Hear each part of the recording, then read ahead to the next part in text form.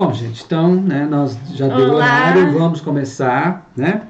O assunto é muito interessante e com detalhes que eu acho que vale a pena a gente comentar. E isso pode esticar um pouquinho, vamos tentar não avançar muito no tempo. Então, assim, a proposta, né, a ideia, o tema de hoje é a gente comentar um pouco sobre o lado esotérico da Páscoa, tá? É importante a gente deixar claro para todos que nós respeitamos todas as religiões, entendemos que as religiões são oportunas, todas elas são necessárias, porque cada religião traz uma mensagem para um perfil de pessoa, né? E é um caminho da espiritualidade das religiões, né? Então, nós temos todo o respeito com todas as religiões. Então, nós vamos falar, a Páscoa, né? É uma festa religiosa tradicionalmente católica ou cristã, né? Como as pessoas costumam dizer. Eu não gosto muito desse termo cristão, porque o Cristo é um Cristo cósmico, é uma coisa que vai muito além, né, da cristandade conhecida, né, da Igreja Católica. O cristão, existe o Cristo cósmico, então, esotericamente, é um assunto mais amplo, mais abrangente, né, mais transcendente. Não que Jesus... Bom, primeiro, para a gente, que é esotérica, há uma diferença entre Jesus e Cristo, né? Jesus foi Cristo, né? Ele atingiu o grau crístico aqui. Aliás, pelo que consta dentro do esoterismo, foi o ser mais evoluído que botou o pé aqui na face da Terra, né? Então, ele é reverenciado em todas as linhas esotéricas também, né? Inclusive na ufologia, como nós vimos com a Sheliane, né? Aliás, hoje tem uma live com a Sheliane às 8 horas da noite, viu, gente? Está todo mundo convidado aí para participar dessa live lá na linha do tempo da doutora Mônica de Medeiros, ok? Bom, e o cristianismo, né, o catolicismo, eles comemoram a ressurreição de Jesus, que foi o avatar da Era de Peixes. Nós estamos no início da Era de Aquários, ok? Então, conforme nós já até falamos naquela live sobre a Era de Aquários, e principalmente o 2020, né, o início, o alvorecer de uma nova era, nós já estamos na Era de Aquários, nós já estamos vivendo a Era de Aquários, tá? Nós estamos no comecinho, finzinho, na transição. Mas nem por isso Jesus deixa de ter o nosso respeito, deixa de ser um grande mestre da humanidade, e deixa a humanidade também não, ele vai continuar, né, apoiando, orientando, protegendo, iluminando todos nós. Então, Oi, Maria, boa tarde. Maior reverência aí a Jesus, o Cristo, né? Ok? Então, vamos lá. O Ano Novo, na verdade, o que acontece? A Páscoa, né, até no judaísmo é Pessah, né, que significa o passar. Sempre é a ideia daquele rito de passagem, né? A Páscoa é uma passagem. Então, pela tradição católica, né, ou cristã, a ressurreição de Jesus é quando, né, principalmente Jesus veio com todo o seu esplendor, com toda a sua consciência, com todo o seu poder divino. E a passagem esotericamente falando, esse é o começo do ano esotérico. Tá? Esse começo do ano esotérico, ele é cultuado, ele é aceito, ele é usado, ele é reverenciado, né? Uma realidade para os xamãs, para os druidas, para os magos, para os pagãos, né? Então, o ano novo esotérico é exatamente agora, ok? Já vou definir a data certinho para vocês, né? Esse é o ano novo. Esse ano novo que a gente comemora em 1º de janeiro, foi usado pelos seres humanos aqui, pela nossa sociedade, é uma convenção, ok? Por isso que o ano tem ano bissexto, o nosso calendário é bagunçado, tá? Então, mas cosmicamente falando, esotericamente falando, o ano novo começa quando o Sol entra no signo de Áries. Essa é uma data fixa, Áries, cósmica. Agora. Cósmica. Mila, oi. Tá? Quando que então começou o ano novo? Quando que começou o ano novo exatamente? Quando o Sol entrou em Áries, dia 21 de março. Mas olha, já passou. Sim, nós vamos chegar lá. Ainda está em Áries. Isso. Nós estamos no começo do ano novo. Tá? que acontece no 21 de março, é o equinócio de outono no hemisfério sul e equinócio de primavera no hemisfério norte. Páscoa é na primavera. Então, guarda essa informação aí que lá na frente vai ser importante, ok? Então, o Ano Novo Esotérico, a verdadeira, né, Páscoa, que essa passagem está marcada pelo ingresso do Sol em Áries, que esse ano, por causa do nosso calendário que é falho, então muda às vezes de ano para ano, né? Esse ano foi dia 21 de março, né? Marcando o equinócio de outono aqui no hemisfério sul e de primavera no hemisfério norte. Acima do Equador é o hemisfério norte. Então, Europa, Estados Unidos, Ásia também, Acima ok? do, Tudo está acima do Equador. hemisfério norte. Então aqui é outono. Isso. E lá é primavera. Então lá, de fato, seria Páscoa. Isso. Guarda aí, isso é Aqui é a importante. colheita. Mas peraí, Juarez, o que é esse trem de equinócio aí que você falou? Equinócio, gente, é o momento em que o Sol, em seu movimento aparente anual, tá? Corta o equador celeste, que é o equador da Terra projetado na abóbada celeste, ok? Fazendo com que o dia e noite tenham igual duração. Então a primavera e o outono, né, são dois equinócios, tá? É quando o dia igual, quando o dia é igual à noite. Tem a mesma duração.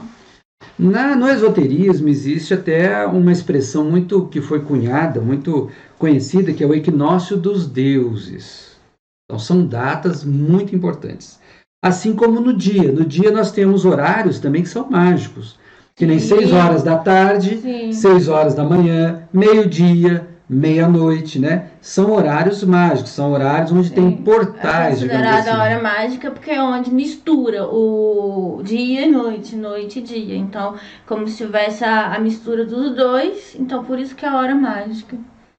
E são horários que existem portais, fica mais fácil para você acessar seres sutis ou outros planos. 6 horas da manhã, 6 horas da tarde, meio-dia e meia-noite. Ok? Muito bem. E a Páscoa, então? Como é que fica nessa história, então, Juarez? Né? Esse dia 21, que foi o ano novo de março, já passou. Por quê? Né? Então, funciona assim, gente. Olha, a Páscoa, quem marca a data, em tese, é a Igreja Católica, tá? Como é que se calcula quando cai a Páscoa? Veja bem. A Páscoa, então, ocorre na primeira lua cheia após o Ano Novo Esotérico, após o Sol ingressar no signo de Áries. Isso. Percebe? Totalmente esotérico. A astrologia aí, né, está falando da Igreja Católica, de como eles contam. Isso. Mas olha todo o esoterismo, olha toda a astrologia por trás disso daí. Como que se marca? A fonte toda ela é esotérica. Primeira lua cheia, né? Já começa, olha o paganismo aí, já começa a primeira lua cheia. Após o ano novo, né? Que é quando o Sol entra, o ponto vernal. O ano novo chama-se ponto vernal. É quando o Sol entra no signo de Áries. Então, quando que foi a primeira lua cheia? Já foi. Quando que começou a primeira lua cheia depois do ano novo esotérico? Foi do dia 8 de abril, quarta-feira. Por convenção, para ficar mais fácil, né, para a gente fazer socialmente, feriados, essa coisa toda, né? Joga-se para o domingo seguinte, que é dia 12 amanhã. Porque tem aquela coisa que o povo não trabalha, feriado. A gente tá falando faz quanto que não tem coronavírus, tá? Então, assim, fica mais fácil, né? Você vai colocar numa quinta-feira, muita gente vai à missa, tem todo um processo. Como é que você vai festejar trabalhando? Atrapalha tudo, né? Uma coisa atrapalha a outra. O trabalho atrapalharia o festejo e o festejo atrapalharia o trabalho. Então, por convenção, sempre por convenção, né, vai se acomodando. Então, comemora-se, então, agora, amanhã, domingo. Então, observe, o raciocínio todo, ele é esotérico. Referência principal, quando o Sol entra em Áries, relógio cósmico, astrológico. Depois, primeira lua cheia após o ponto vernal. De novo, a astrologia, né? Ou tradições do paganismo. Sim. Muito bem. Não estou aqui querendo desmerecer nenhuma religião, pelo amor de Deus, viu, gente? Não é isso não. Todos contêm Eu a estou mesma apenas essência. falando a for verdade. pensar. Essa é a verdade. Se vocês procurarem na Wikipédia, procurar na internet, vocês vão encontrar que é assim que se calcula mesmo, não tem outra versão não. É assim que se calcula quando a Páscoa acontece. E a essência é a mesma. Não tem... Tá, por que lua cheia? Né, alguém vai me perguntar. Por que não na lua nova, já que é o começo? É o esba. É o esba? Pode ser. O que acontece? A lua cheia, né? O Sol, então, presta atenção, não é uma lua cheia. O Sol vai estar em Áries, o Sol entrou em Áries, né? E a Lua vai estar do outro lado, em Libra, né? E a Terra no meio.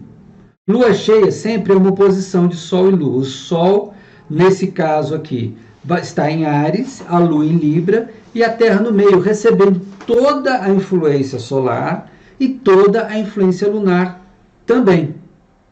Certo? Muito bem. Aqui em São Tomé é legal que acho que um dia antes da lua cheia, ou dois, não sei, tem um ponto certo, que você consegue ver no final da tarde o sol de um lado e a lua do outro, exatamente nos horizontes. Você fica no meio. Aqui em São Tomé você consegue ter essa proximidade. Um nascer do sol, outro no lindo. poente. Bacana. Lá na pirâmide, é sempre perto da lua cheia. Uma vez eu vi na ladeira do amendoim, tava tão lindo. Então, o que acontece, gente? Por que a lua cheia é importante? Porque o Sol vai estar no signo de Áries, né? Então, olha, o Sol é espiritualidade e Áries é a personalidade.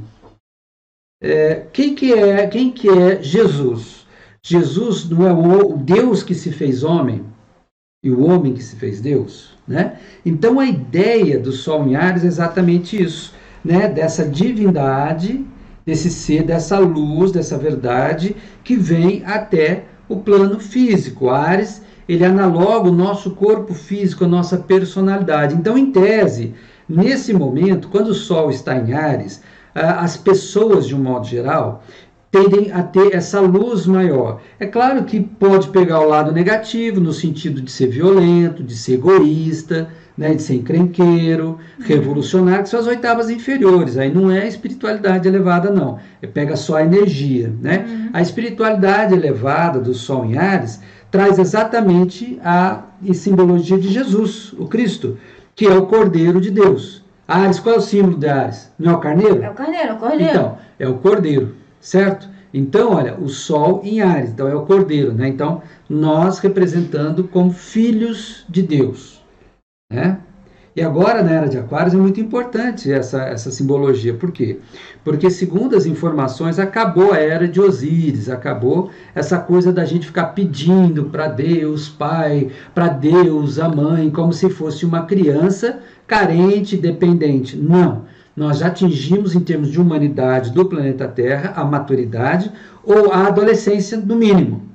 Suficiente para a gente andar pelos próprios pés. Ser responsável pelas próprias atitudes. Isso. Não ficar culpando sempre um opositor. E nem ficar dependendo. Né? Nem ficar achando que, sabe, o fulano, o Beltrano, o Ciclano vai resolver os nossos problemas. Não. Momento da gente resolver os nossos problemas. Então, assim, essa coincidência, né, entre aspas, que não existe coincidência, dessa pandemia acontecer justo nesse período da quaresma. Da quarentena, porque né, assim, pensa bem, a nossa quarentena desse coronavírus começou depois do carnaval, não foi? Então, realmente, a gente está em casa, a gente está 40 dias em casa. Pensa um pouquinho. Olha só, a nossa quarentena realmente é a quarentena da quaresma que eles colocam, né? E a Lua estando lá em Libra, qual a importância da Lua em Libra? Lua, gente, é a nossa alma, ok? Quando está no signo de Libra, o que é o signo de Libra? O signo de Libra sempre considera o outro, considera muito mais o outro do que a si mesmo.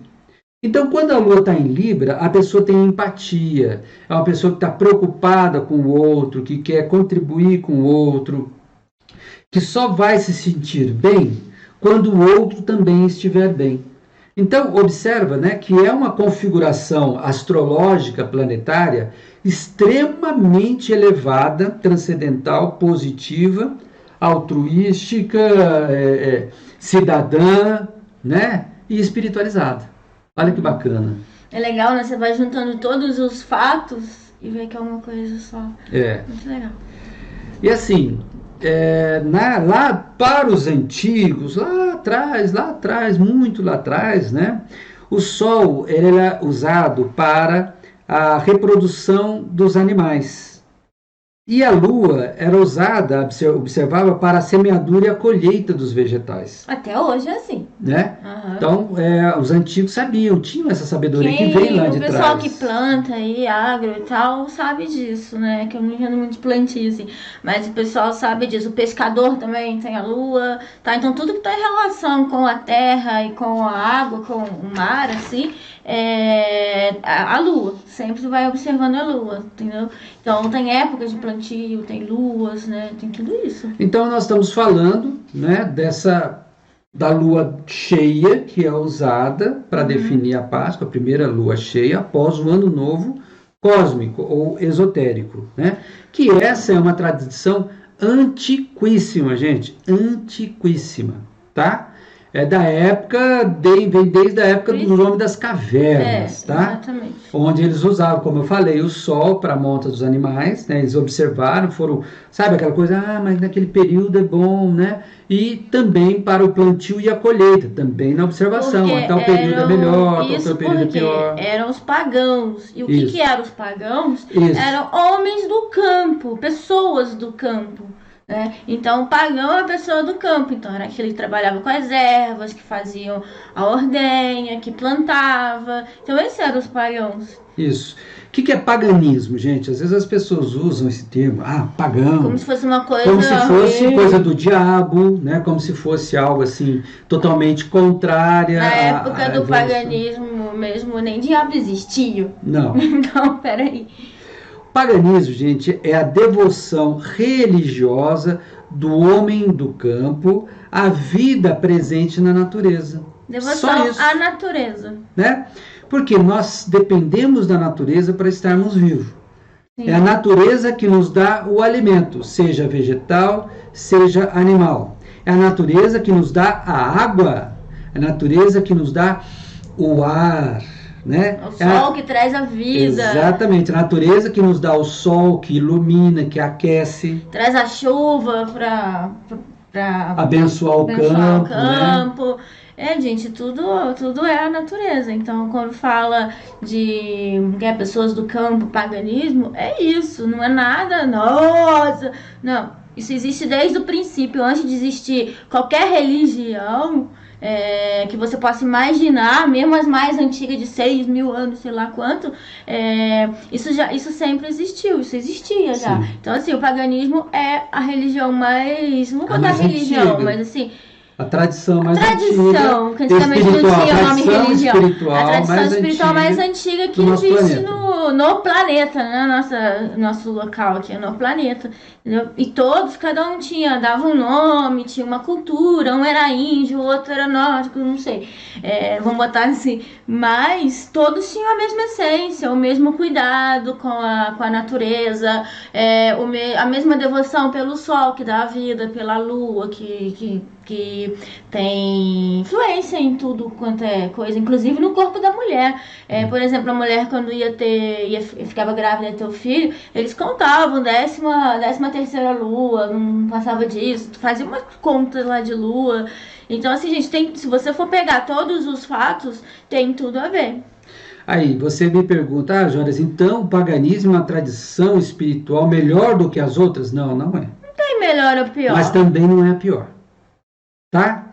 São várias religiões que existem. Hoje a gente está aprendendo que o ecumenismo, né, é uma prática bem elevada de consciência, de transcendência. Na era de Aquários isso vai ser muito importante, a espiritualidade. Então, assim, nós temos que parar com preconceitos. Tem coisa boa em tudo. E às vezes até com conceitos errados e equivocados. Como eu falei, muita gente associa paganismo com satanismo. Completamente diferentes as coisas. Tem nada a ver uma coisa com a outra. Isso é pura ignorância. E ignorante é aquele que não sabe hoje o que a gente não sabia ontem. Sim. Né? Então é muito importante a gente tomar consciência e não perpetuar equívocos, práticas erradas, preconceitos, né, Tem a perseguições. diferença do preconceito. Tem a pessoa que não sabe, então ela vai procurar saber, ela vai aceitar, questionar os fatos, as ideias, e vai ter a sua própria concepção. Agora tem o que eu falo que é o ignorante, que é aquele não quero saber, que o fulano falou, o padre falou, o papa falou, e é assim, pronto, acabou, e não adianta, que não expande a mente. Ela falou o padre, o papa, mas não é só na religião que tem esse tipo de teimosia. Não, foi um exemplo. Tem na ciência, tem cientista também que não abre a cabeça. Fechada, Você nossa. entende? É isso, por quê? Porque eu acho que é isso, eu quero que seja isso, e pronto, acabou, né? Não, isso existe em todo. Falar em cientista, eu lembrei, né, do nosso amigo cientista, vindo tirar tarô comigo, saiu doido, adorou, e olha que o cara era todo científico. Ô, gente, voltando então à questão do Sol e da Lua, né?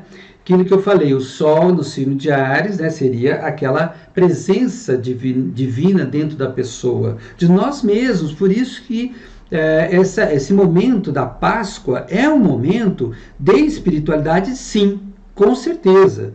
E ele, Mircea Eliade, um pensador, eu acho que é húngaro, ele cunhou um termo que eu gosto muito de usar, que é hierofania, tá? Que é a manifestação de Deus entre os homens. Aliás, vamos passar para eles aquele livro, um que eu li do Mircea Eliade, que ele fala dos ritos de passagem, de todo... Como que é o nome do livro? Tem o Sagrado e o Profano, não sei se é esse que ele tem vários livros, né? Muito bom. Esse Sagrado e o Profano é muito bom livro. Ele fala justamente dessas passagens, dessas coisas da cultura, né, de passagem, que a gente está comentando aqui, chama o Sagrado. Mircea Eliade. O Sagrado e o Profano, muito bom o livro. Ok. Agora vamos falar um pouco então das festas pagãs, da roda do ano, né? Que ocorre nessa data do hemisfério norte e do hemisfério sul. Aí a Letícia vai ser melhor para te falar, né? Então, o que acontece? Tem, olha, a Ostara, né? Ostara seria a primavera, no paganismo. Que no hemisfério norte, a Páscoa acontece, né? Na Ostara. Lá é primavera. Isso. Então, o que se comemora em Ostara? O que deveria se comemorar lá no hemisfério norte? Então, a Páscoa é sempre na primavera, vamos dizer assim. Sim, tradicionalmente. O ideal, isso. Então, a Páscoa é o novo alvorecer. Tanto é que eles pegam a deusa Aurora, o arquétipo de deuses aí, a deusa Aurora, tá? Que seria um novo alvorecer. A Páscoa é uma passagem para eles, por isso que falam que é um rito de passagem. Uhum. Eu fiz umas anotações aqui, gente, olha. O Sol aumenta e a Terra começa a florescer no hemisfério norte. Por quê? Depois da primavera não vem o verão? Então estava o inverno, então o Sol estava fraquinho. Né? Aí ele vai começar a aumentar. Então é por isso que a primavera, o Sol é o símbolo da vida.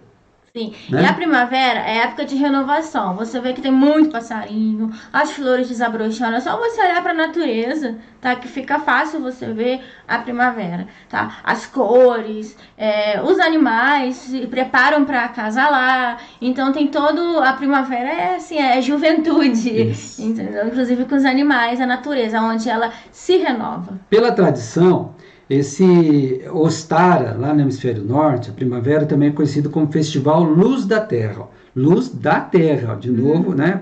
Tá bem claro, né? O nome, olha, é Eostre ou Oster, a deusa Aurora, que a Letícia falou. Era uma deusa, no caso celta e tal, mas é a mesma coisa, que tem todo um mito também. Em inglês é Easter, né? Que é a Páscoa em inglês. Isso. Em inglês, a Páscoa é o nome da divindade, da deusa mesmo, né? Que é a deusa da primavera. Da primavera. Olha que interessante. Da fertilidade. Geralmente, nos símbolos, nas coisas que a gente vê assim, até nos rituais, ela vem vestida como uma moça jovem, cheia de flores, toda viçosa, toda alegre. Então, eu acho que a Páscoa, pra mim, dos rituais, a Páscoa é mais alegre, adoro. Só que o nosso é só na primavera. Oi, Leila. Olha, então a divindade, olha, a deusa da primavera, que nesse momento, da fertilidade, da ressurreição. Olha só. Olha que tem a ver com o renascimento, né? Olha que tem a ver com essa... Renascimento tem como símbolo o coelho. Tradicionalmente, no paganismo, né? Essa festa de Ostara, no hemisfério norte, tem como símbolo o coelho, um dos animais mais férteis da natureza. Sim, e o primeiro a sair da toca após o inverno. Sim. É o primeiro que sai. Já teve um casal de coelho quando era Já. criança? Já. Nossa, foi um casal. De repente o negócio enche coelho pra tudo quanto é lado. Então é muito fértil, né? E assim, você tá falando da deusa da primavera, né? Fertilidade, ressurreição, renascimento. Isso tem tudo a ver com essa Páscoa cristã que você tá falando. Isso, observa que esses símbolos, né, que a gente usa tem a ver com essa tradição de Ostara, do hemisfério norte, né? É sempre bom lembrar aqui, né, que o coelho... Quem assistiu aquele desenho do Bambi, tem uma cena muito assim, que acaba o frio, né? E o coelhinho sai querendo namorar e tal, né? Exato. É a época que eles saem pra acasalar, pra se encontrar. É a vida, né? É a vida. E no verão aí eles já já vai ter o filho, aquela coisa toda, né? E na época da colheita aí já tem todo um sistema da roda do ano, né? Pra natureza. Na verdade, pra gente também, né? É que as pessoas não estão tão conectadas com isso. Mas a natureza, os animais estão. Sim. Olha, o ovo, né? Da onde vem o ovo, né? Representa a fecundidade e a renovação da deusa e dos deuses. É a vida. Da deusa natureza e do deus espiritual, bem como a vida em essência e origem. Uhum. Tá? Então, assim, às vezes as pessoas perguntam, mas peraí, o que tem coelho a ver com Jesus? Na história de Jesus tem algum coelho? Não tem. Tem algum ovo? Nem sei. Por que come ovo de Páscoa? Por que faz coelhinhos de chocolate? Coelho bota ovo? Coelho bota ovo!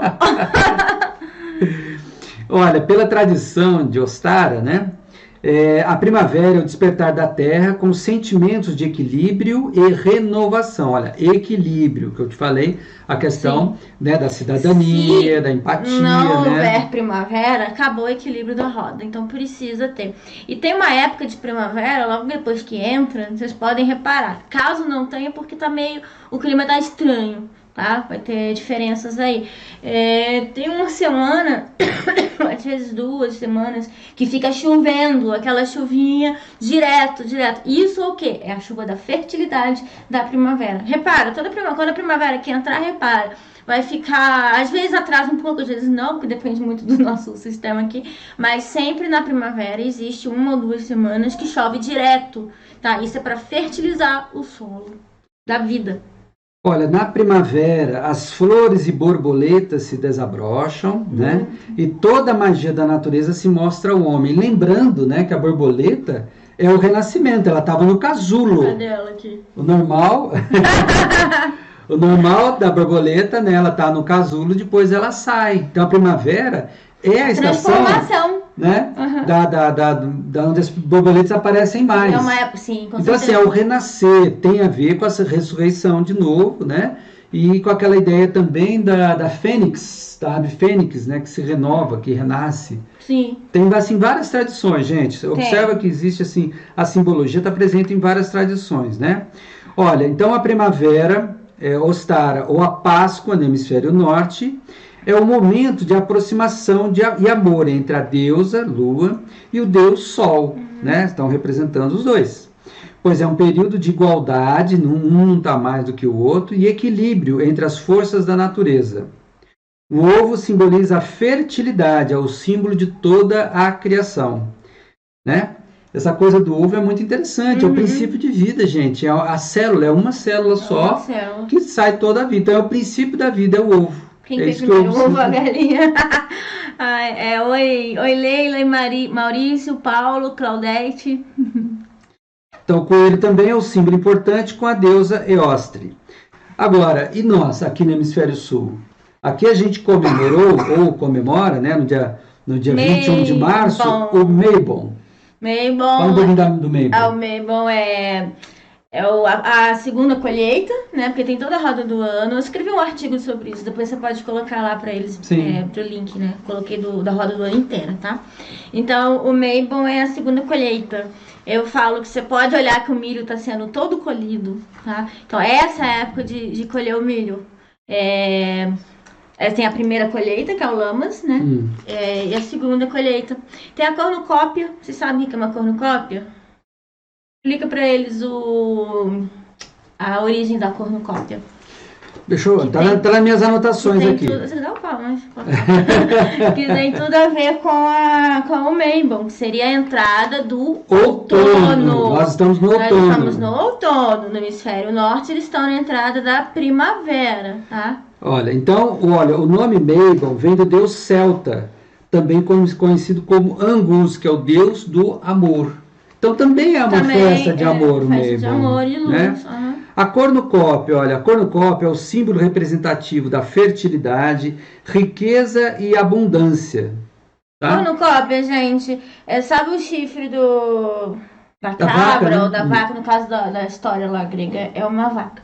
É uma cabra. Acho que eu até expliquei nos anteriores aqui. Sim, dos arquétipos. Dos arquétipos nas nossas lives. É o chifre. Vamos atacar o chifre logo, tá?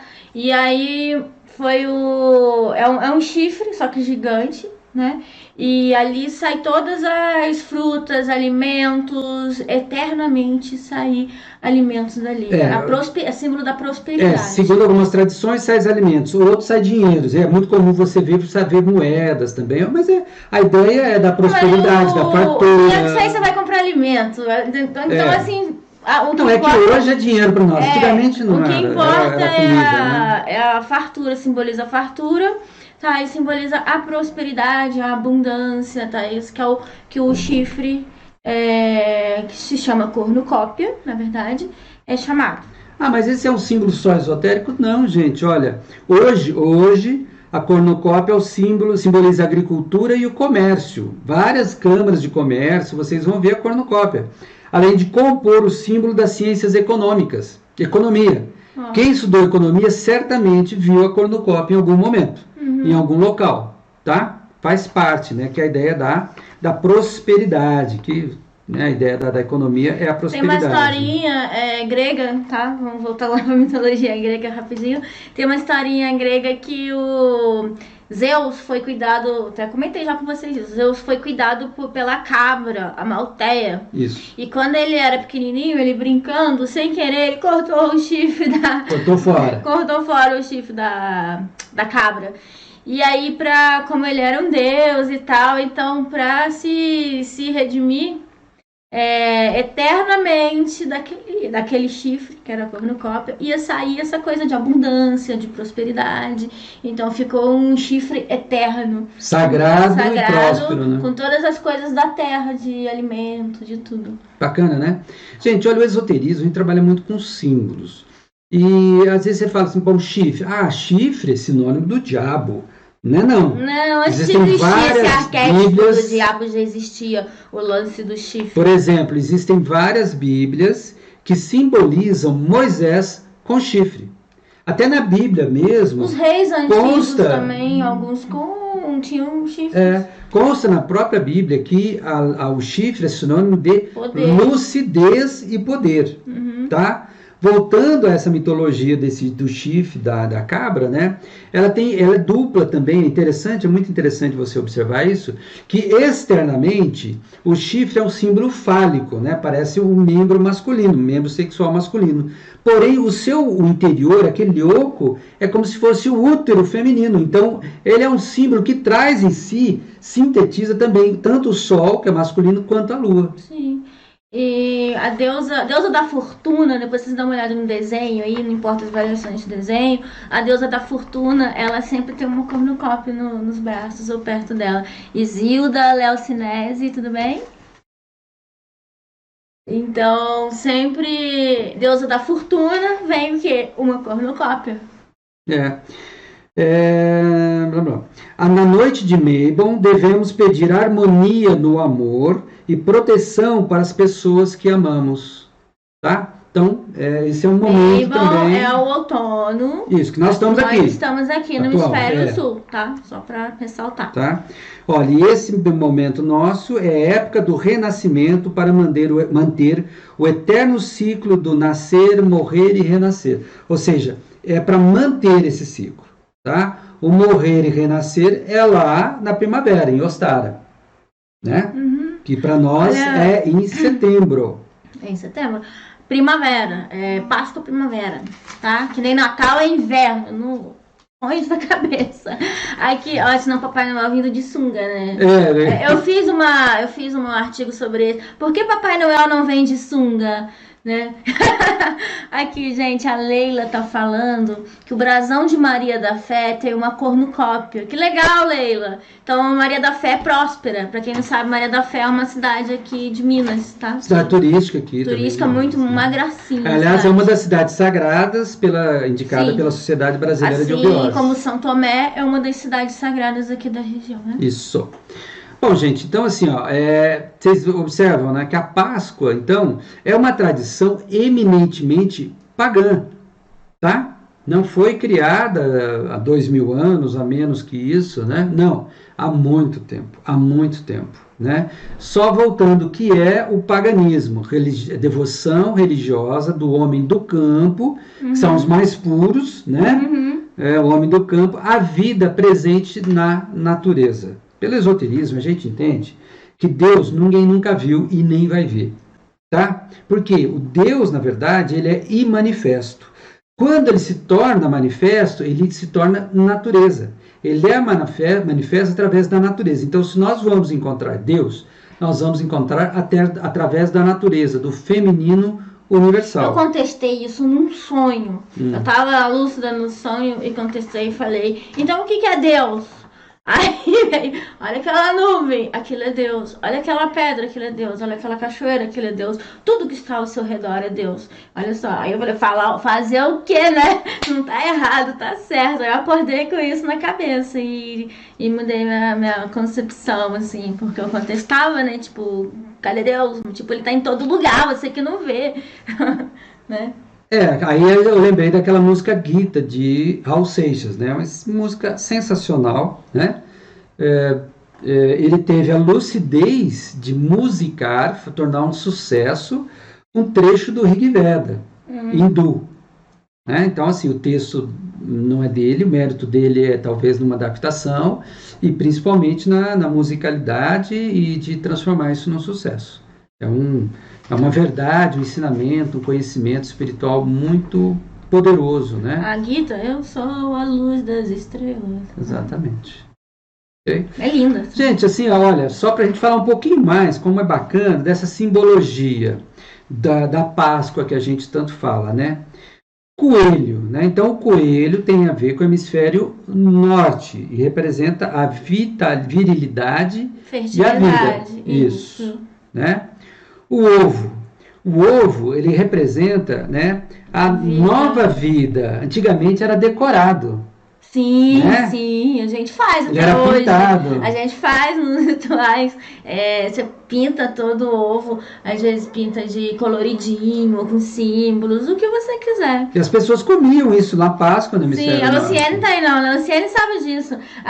Foi esse ano, acho que foi o ano passado, esse ano não teve primavera ainda. A Luciene fez vários ovos cozidos com casca e ela pintou todos os ovos e depois lá eu vejo a Luciene comendo um ovo, 2 ovos, 3 ovos. Eu falei, gente, como é que essa menina vai aguentar comer tanto ovo assim? E ela tirava aquela casquinha pintadinha assim, muito bonitinho.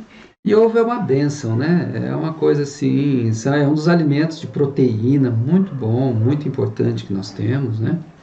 E aí eu pesquisando, eu me lembrei do famoso, né? Porque a gente tem que ver, mas espera aí, essa simbologia só tá lá atrás? Não, né? Hoje em dia existe os famosos ovos de Fabergé. Sim, são lindos. Né? Caríssimos, uma fortuna, são obras-primas de joalheria. Sim. Oferecidos, veja bem, qual é a tradição do ovo de Fabergé? Eles eram oferecidos na Páscoa entre os membros da família imperial russa. com certeza, porque aquilo ali é coisa de Isso. império, de monarquia, Na né? Páscoa, São então, ovos decorados com ouro, diamante, abre, e tem vários modelos. Procura no Google, ovos Fabergé. Gente, a coisa mais linda, assim. olha, eles foram decorados com uma combinação, né, magnífica de esmalte, Ah, você tá falando aí, né? metais e pedras Já me preciosas. adiantei. E dentro deles, eles escondiam surpresas e miniaturas, o que lembra muito o Kinder Ovo que a gente compra no supermercado. Aham, eu falei que tinha várias coisas por dentro. Eu vi uns que tem um carrinho dentro, tem outros que tem um boneco, tem outros que é O sei Kinder lá. Ovo. Não, o Fabergé? Fabergé. Aham. Hum. Eu vi um que era um carrinho, tipo, sabe aqueles carros antigos? Os primeiros que saíram, eu acho, da época do meu bisavô, sabe? Que era meio capotinha, assim, não sei o nome. Então, tinha aquele carro todo douradinho com pedras preciosas, assim, a coisa mais linda. E o chocolate? Onde fica o chocolate nessa história? Ai, o chocolate fica em tanta história antiga, gente. Olha, o chocolate, o ingrediente principal do chocolate, obviamente todos vão lembrar, é o cacau, né? Cacau, tá? Mas há uma diferença muito grande entre o cacau e o chocolate que a gente come, tá? O chocolate que a gente come é uma mistura de série de coisas, né? De gordura de cacau também, tem açúcar, tem leite, né? Que é o com leite, muito né? misturado, tem achocolatado, muito misturado com açúcar, com tudo. O negócio é o cacau. Mas a essência é o cacau. O nome científico do cacau é Theobroma, gente, que traduz-se do latim alimento dos deuses. Olha só. Era moeda de troca, era igual dinheiro o cacau. O cacau era sagrado, tá? Era sagrado. Aí quando a gente fala alimento dos deuses, às vezes as pessoas que são mais ligadas à religião... Os deuses, tipo o Cocoalt, né, que vinha daqui do que é hemisfério sul, né, e era moeda para os astecas, né, e era... a Leila falou calhambeque. Exatamente, Leila. O carrinho que vem dentro do Fabergé que eu vi era um calhambeque, uma gracinha de ouro. Presente de rico. Então, voltando lá, o Nescau, por exemplo. Cacau. Nescau. Entende? É o cacau da Nestlé. É o cacau da Nestlé. Então, esse cacau era moeda de troca antigamente, tá? Olha, às vezes quando a gente fala assim, né, que era alimento dos deuses, a pessoa fala, lá vem o Juarez com coisa do paganismo e os deuses, né? Como se fosse algo estranho. Na Bíblia, se vocês procurarem, vão ver lá em Daniel, capítulo 5, versículo 14, também no capítulo 5, versículo 11 e 21, e no capítulo 4, versículo 8, né, que está bem claro que o espírito dos deuses era com Daniel. Está lá, na Bíblia, não é o Juarez que está falando. Então não é estranho, gente, falar em deuses no plural, ok? Bom, não volto a falar, não estou desmerecendo nenhuma religião, não estou brigando com ninguém. Não, você tá falando fatos históricos também. Eu só estou argumentando sobre alguns fatos, algumas verdades, né? A verdade é importante a gente ter acesso a ela, né? Até para desmistificar, tirar preconceitos e coisa e tal. Bom, voltando então à questão do cacau. Olha, os maias e astecas foram os que mais primeiro usaram e difundiram, né? Eles pegavam as sementes do cacau e fermentavam, olha, um processo lunar. Eles fermentavam as sementes do cacau, semente, né? Que é o princípio de vida. Depois, eles secavam ao sol, olha o processo lua e sol. Olha que interessante, né? Secavam ao sol, tá? Como a Letícia disse, o cacau sempre foi sinônimo de riqueza, de dinheiro. Entre aspas, era dinheiro, moeda de troca, porque na época não tinha dinheiro igual a gente tem hoje, né? Então era moeda de troca o cacau. Gente, no Brasil nós tivemos o auge do cacau lá na Bahia. Sim. Tem pinturas, né, que mostram as baianas colhendo cacau. Até hoje o cacau é famoso. Né? Hoje o Brasil perdeu. O Brasil foi um dos mais importantes, se não mais importante produtor de cacau do mundo, né? Mas perdeu, porque teve uma doença que na verdade deu lá no... Porque acontece o seguinte, o pé de cacau, né? Ele é natural das florestas da América Central, do Sul e da África, América Central, Sul e África, Uhum. tá? Então, assim, a gente vai encontrar muito cacau aí na Bahia, lá no Pará também, se não me engano. Onde que eu conotei isso aqui? Eu não me lembro. Pará tem, aqueles que já vêm na castanha do Pará tem. Roraima, É né? muito bom. Só que aconteceu Chocolate que... com castanha do Pará, vai, Só viajei. só que aconteceu lá na Amazônia, surgiu uma doença no cacau, que eles apelidaram de vassoura de bruxa. Vassoura de bruxa é uma pedra. Vai, Vassoura de bruxa atrapalhou totalmente a produção do cacau, foi para a Bahia, não é, porque a distância é enorme. De alguma forma chegou na Bahia, hoje a gente entende esse negócio de disseminação de vírus, né? Então, alguém que esteve lá na Amazônia foi para a Bahia e levou essa, sem querer, obviamente, né? Essa praga chamada vassoura de bruxa. Aí acabou, né? A produção de cacau do Brasil se foi muito prejudicada por causa disso. Mas, assim, teve épocas que o cacau era o que havia, Então, o Equador também. para os astecas, se você ver, o Brasil é riquíssimo, que para eles o cacau era o que valia como dinheiro. Para os astecas, olha, o imperador Montezuma, ele usava o cacau como afrodisíaco. Lembra aí, traz a ideia da primavera. Ele usava o cacau como afrodisíaco e de vitalidade. Tá? O cacau, gente, é um vasodilatador. Opa! Bebida Viagra, ó, igual o Viagra é um vasodilatador, né, o cacau, ok? Que tem a ver com o coração, né, que estimula o sangue, o que é o vaso? O vaso é onde transmite o sangue. O motor do sangue é o coração, que é regido pelo sol, que representa o amor. O cacau puro, ele é bom pro organismo, ele é bom pro coração. Não é esse chocolatado aí, não, tá? É cacau mesmo, o chocolate, o 100% cacau. O chocolate mais perto do cacau é o amargo, tá? Tem o amargo, o semi-amargo, depois vem o com leite, o branco, aí tem várias Porque o cacau, ele não é doce. Não, ele é amargo. O doce, geralmente, é chocolate ao leite, que eles põem açúcar. Ele é amargo, né? E ele tem também, olha, magnésio, que é um relaxante muscular, tá? Então, olha, ele estimula a produção de serotonina, que é o hormônio do prazer. Por isso que quem come chocolate fica saciado. Fica com alegria, Fica. né? Relaxado e tal. Ah, tá, eu encontrei aqui, ó, que esotericamente o Deva do cacau. O que é Deva, gente? Existe o elemental, né? O que é o elemental? É a parte viva do ser, né, da natureza, ok? Então a parte viva é como se fosse a alma ou o espírito desse ser da natureza, por exemplo, um gato, um cachorro, uma pedra, uma planta, né? Tem o elemental. E o que é o Deva? O Deva é o ser que reúne todos os elementais daquele tipo. Então você tem, por exemplo, um campo de girassóis. Então cada girassol é um elemental. Sim. E o conjunto todo é um Deva.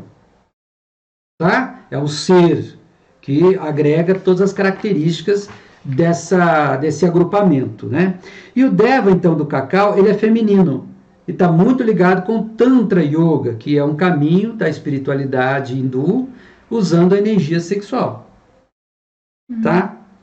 Tanto é que tem gente que fala que o chocolate pode substituir o sexo. Já me falaram isso uma vez, assim.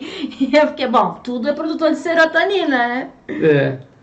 Olha, os astecas foram os que primeiros utilizaram o cacau. Eles faziam uma bebida refrigerante. Eles misturavam o cacau com farinha de milho e pimenta vermelha e faziam um refrigerante.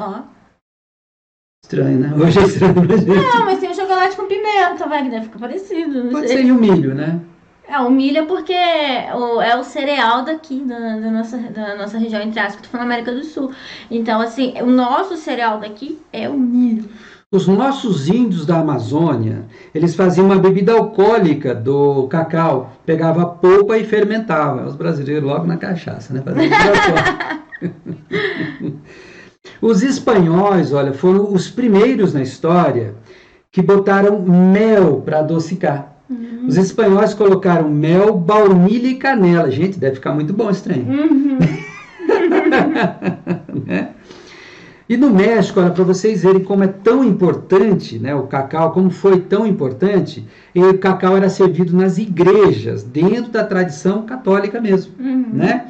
O México ali é a sede, né, do Império Inca, Maia, Azteca, né? Então lá eles... Então nas igrejas também utilizavam. Sim. É porque teve o sincretismo, né? Quando chegou os pagãos aqui, chegou o cristianismo, então toda a história com a história, que vocês já sabem que tem aquele sincretismo, né?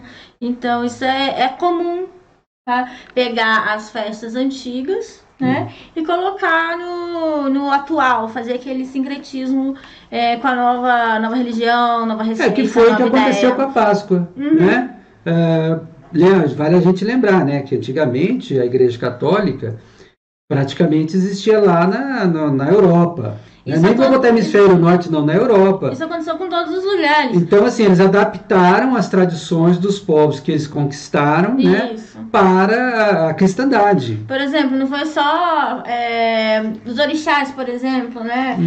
Também teve esse sincretismo, eles também adaptaram. Então, onde eles chegavam, eles adaptavam os festejos, tudo. Só que como os povos tinham basicamente pagão, né? Tinha tudo parecido, então foi fácil fazer a adaptação, né? Só mudou o nome e tal. Né? Exatamente. Bom, gente, olha, em síntese foi isso que a gente gostaria de partilhar com vocês, né? Muito bacana para a gente aproveitar melhor, né, essa festa espiritual, religiosa, entender, né? E desmistificar, tirar... entender por que tem a ver com o coelho, o que tem o ovo a ver com a Páscoa. Então, aí como é que eu falo? Quem é cristão, feliz Páscoa. Quem roda pelo sul, feliz colheita. Feliz colheita, segunda colheita, né? E quem roda pelo norte, feliz Páscoa também. Ostara. Tá, então assim, Páscoa sempre na primavera, no nosso hemisfério, tá, gente? Páscoa sempre na primavera, assim como o Natal é sempre no inverno. Então é tudo ao contrário por causa dessa coisa do nosso hemisfério, só por isso. É que a gente às vezes reproduz hábitos, costumes e tradições. Muito marketing, e não se pergunta, não se questiona. Não se questiona. Isso aí veio do hemisfério norte, né? Então aqui nós estamos no hemisfério sul, é meio oposto. Quer dizer, é o oposto à realidade da natureza. Sim. Porém, o que não muda o Sol entra em Áries dia 21, né? Março. E chocolate tem o ano inteiro, nem vem.